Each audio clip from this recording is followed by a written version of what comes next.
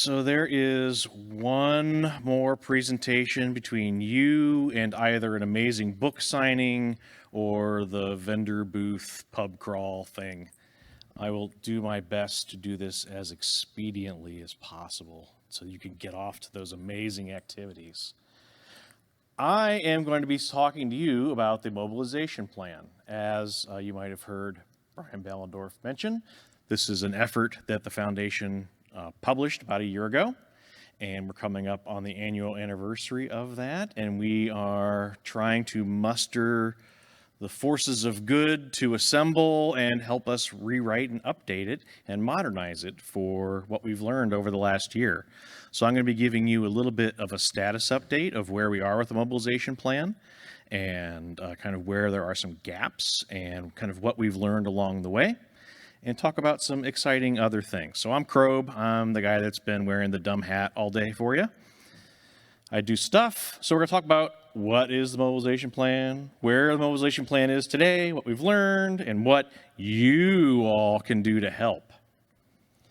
All right. So if you have not been living under a rock, the world recently, in the last several years, has taken notice of open source and its importance, and several amazing figures in the world said we're going to try to do some things to fix it. So in 2021, the U.S. White House issued Executive Order 14028, which kind of spurred many of these ideas. They threw out a very challenging gauntlet of how we want to try to improve the cybersecurity ecosystem and the state of security posture of everything. Fun fact, the U.S. is not the only country in the world.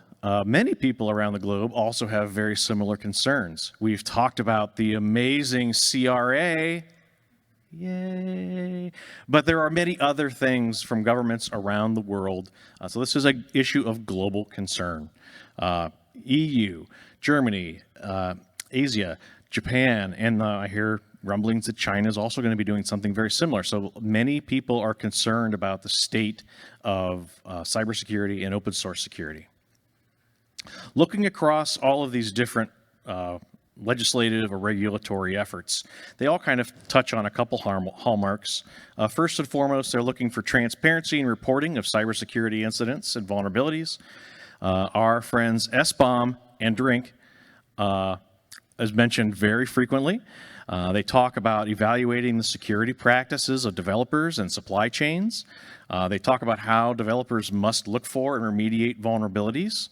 And you'll see sometimes some of them talk about educational standards, looking to increase the capability of our workforce, educate the next generation and such.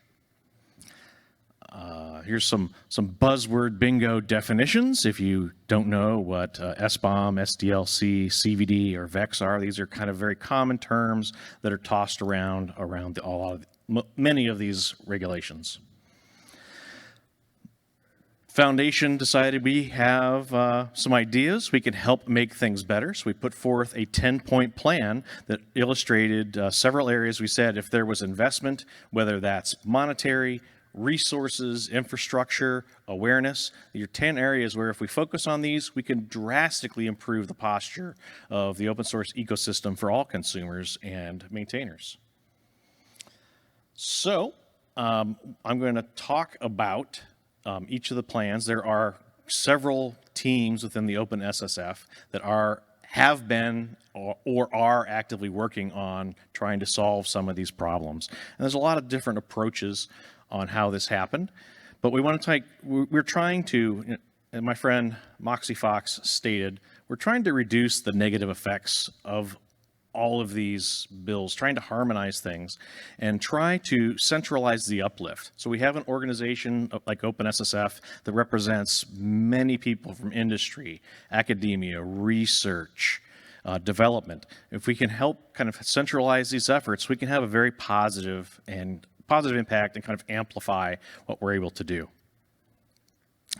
So this is another view of what the OpenSSF is, kind of looking at a plan, build, run model. These are all, as of a month ago, all of the working groups and SIGs and special projects around the foundation. There are several that are doing active work that we're going to talk about here. They are outlined in purple. And then there are a couple that are plan adjacent, things like SigStore and Alpha and Omega. So they are doing some of the work that's documented in the plan, but there is no one kind of driving points in the plan into those areas backlogs. So we'll talk about some of these things. So first off, we'll talk about Stream 1 from the best working group, one of my favorites. This group is focused on education. So they're looking to improve access, increase the content and access to that content for many different personas within the open source ecosystem. Developers, consumers, developer managers, policymakers. We're looking to try to find ways to provide access to secure coding skills, secure configuration and operations skills and training. And we go through a couple different approaches for this. This group immediately started after the May DC Summit last year, and we took it upon ourselves to rewrite what was in the plan. That was about a 5-month process for us to review the plan, come up with something that the community felt was going to be useful and valuable, and we rewrote the proposal. So that was completed in December, and it is currently under review by the governing board for potential funding consideration. But currently, we're looking at, whoa, way, come back there, cowboy. We're looking to, laser pointer, we're collecting a library of currently existing open source training material or things that can be open sourced. We'll be publishing a new developer manager training class that a member organization has donated to the foundation. And, we've created a whole DE&I focused subcommittee. These are your peers that are very focused on trying to bring this training and these skills to historically underserved communities.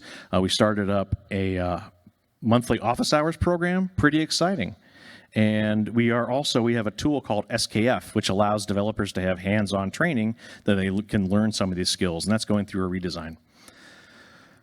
So while we're waiting for funding approval, what would be awesome, where patches are welcome. If any organization or anyone has a set of cybersecurity skills, we're looking for donated content. Or if you're a trainerologist, you have a flair for helping share educational information, we would love your help in trying to go out to developer conferences or go help teach at local universities to kind of get this content out in the hands of new learners and reskillers. Let's see, is my friend Jay here? Jay in the back. Jay took the bull by the horn and has been leading Stream 2, which is the Risk Dashboard SIG. And these folks are looking at creating a usable dashboard that provides a bunch of different metrics. And it has been an update of the older metrics at OpenSSF page. That's affiliated with the Identifying Security Threats Working Group. And as I interviewed each of the project leads, this group in particular has a lot of non-OpenSSF people contributing to the project, which is pretty amazing. So it's a good combination of those of us in the bubble and those folks outside the bubble that see value in this. They hope to have their beta for the new dashboard available in May. It's May, Jay. And basically what they would love some additional contributions on is they would love some front-end development help to help make that dashboard prettier and more user accessible. Stream 4, the memory safety SIG, my friend Nell from Microsoft helps run this, and this is also affiliated with the BEST working group. This is not the convert everything to Rust SIG. We have a lot of pretty amazing contributors from many different walks of life, but basically they're focused on either converting legacy code into more modern or memory safe languages, or finding tools, techniques, and practices that you can change back into C and C++ style older languages to make them more memory safe. This is affiliated with Stream 4. You heard that our friends at CISA really like this. They tell me every time they talk to me. Essentially right now they have brought together the team. They've assembled the Avengers, and we're going through and we're starting a rewrite of the plan. We hope to have that done probably sometime this summer. Where we could use help in this particular effort is if you are a developer that is amazing at memory safe techniques, or you're aware of tools that help empower testing for or improving memory safety, we would love you to come help us kind of contribute to that group. Stream 5 is the open source CertSig. This is affiliated with the Vulnerability Disclosures Working Group. This group, again, also started right after the DC May group, and we rewrote the plan. We pushed it to the TAC. They agreed that it had a lot of value in it, and it's under consideration for the governing board right now. And some of the things we would like to do, basically this group is trying to create a community security incident response team that would work with maintainers, researchers, consumers, whomever, to try to help when the next big Log4Shell thing pops up. This group could kind of pop in and help. We also are looking at making modifications and making it simpler to use the CertCC Vince tool and make that more portable. Right now it's very tied to one particular cloud infrastructure. We want to make sure that anyone that wants to use Vince could use it in whatever cloud or infrastructure they wanted to. And we've also got a proposal as part of the plan for a tool called Siren, which has probably the best goose. I'm not going to show her to you, but the best goose, and it's a vulnerability notification service. Where we could use help is, hey, if you know anything about coordinated vulnerability disclosure, come talk to us. We would love to have your help as we are trying to develop potential processes, tools, and engaging with the community. One of our next steps is reaching out to an assortment of upstream maintainers, existing open source security teams, and security researchers to try to get a feel for what is working in open source CVD and what isn't, so that we can try to help correct that if the cert is spun up. Stream 9, S-bombs everywhere. I say software, you say bomb, software. Yay! So, well, I'm gonna fall. These folks are looking to try to take a survey of the theater of the possible within SBOM. What exists, where there are gaps, where there are existing tools, closed or open source, that can try to help us further this mission. So they're going through and they have basically one of their main goals is to try to help make all the different people doing SBOM, give them a forum to come together, share ideas, and try to find out how we can make this exciting exotic stew that it will be SBOM, how to make it work and make it tasty for everybody. And basically, they're also taking a survey of the existing open source SBOM tools to try to find, very much like the CNCF landscape, to try to show SBOM consumers or producers what tooling is available for them. This is part of the Security Tooling Working Group. That was weird. Hey, Josh.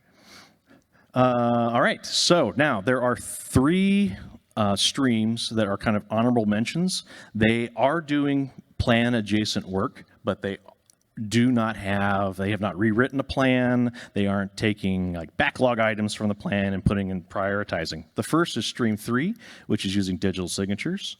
You know, part of our solution to that is our friends at SigStore. It's an amazing project, a very vibrant community, and I would encourage you all to check SigStore out for your digital signing and supply chain needs and participate.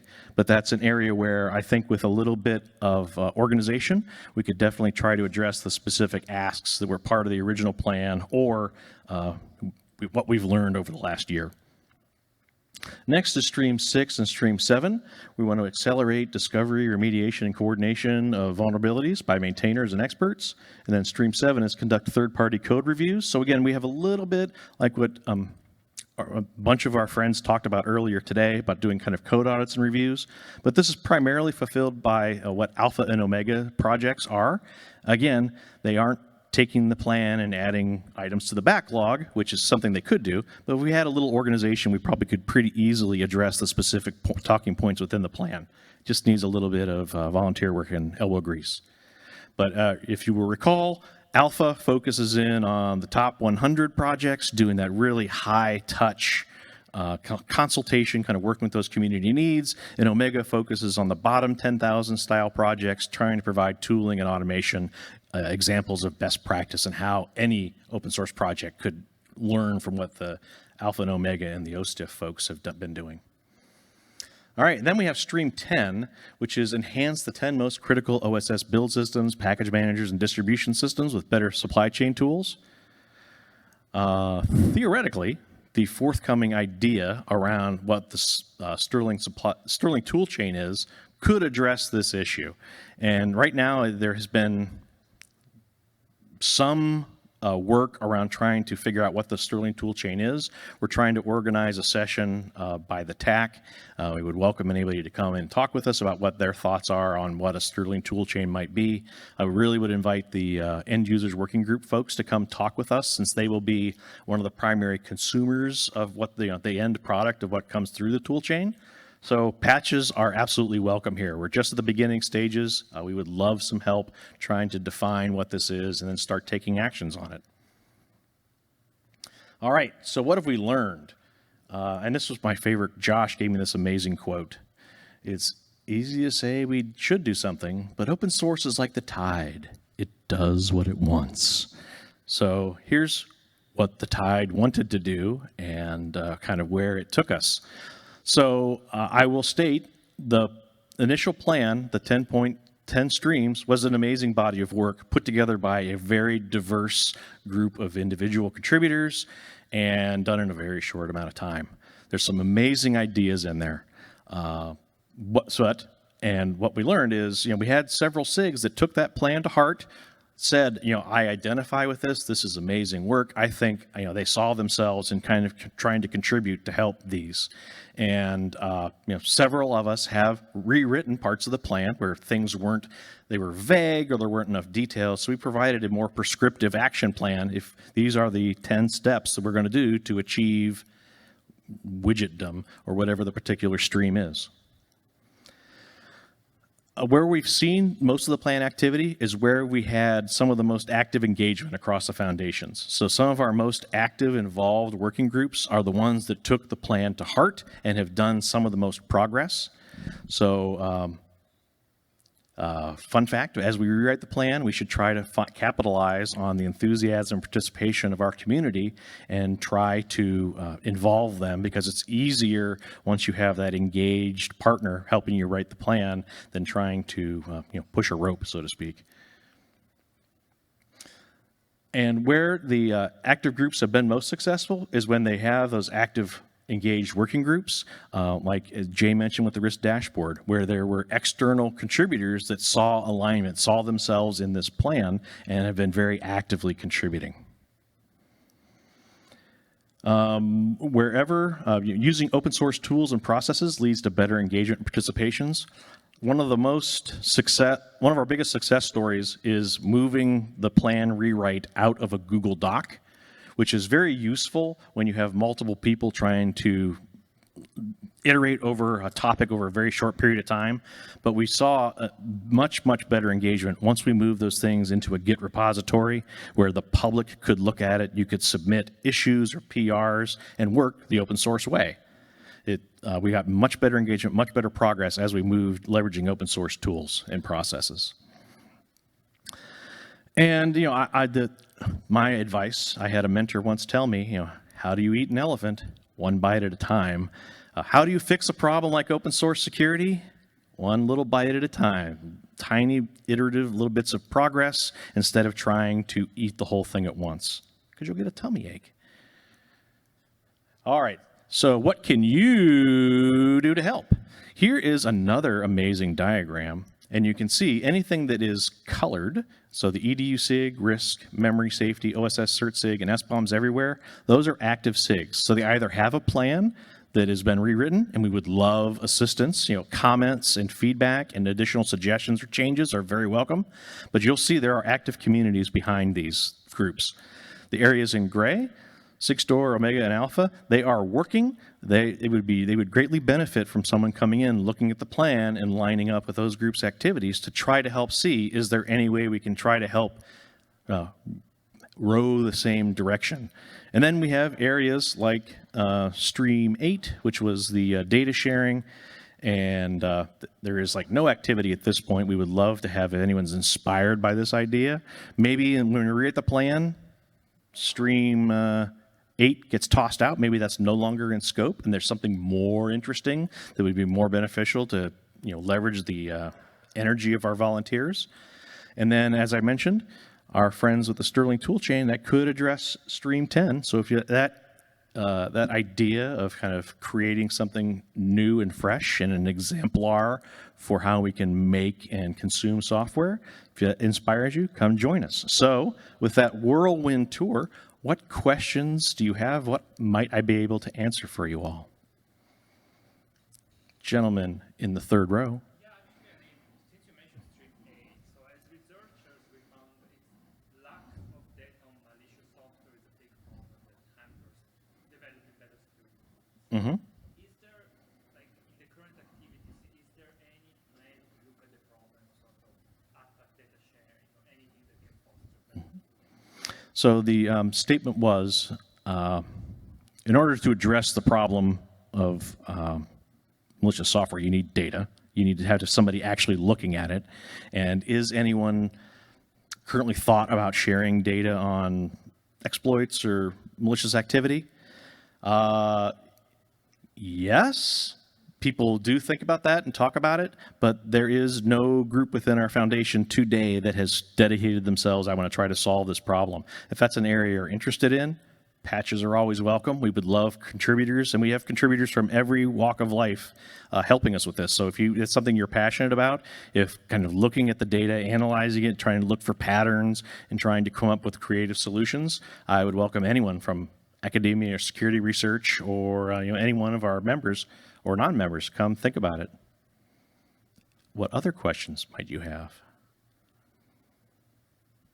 Did you like my geese? Yay. All right, so I am around all the time. In any given meeting, you have an 80% chance to see David Wheeler. You got a 60% chance of seeing me, 45% chance of seeing Jay or Randall. There's a lot of us that have been working on this plan. We're pretty easy to get a hold of through Slack, any of our working group meetings, and I believe Mr. Bellendorf is going to take us home or to downstairs. Thank you all. I had a fun time today. I hope you enjoyed it. Take it away, sir.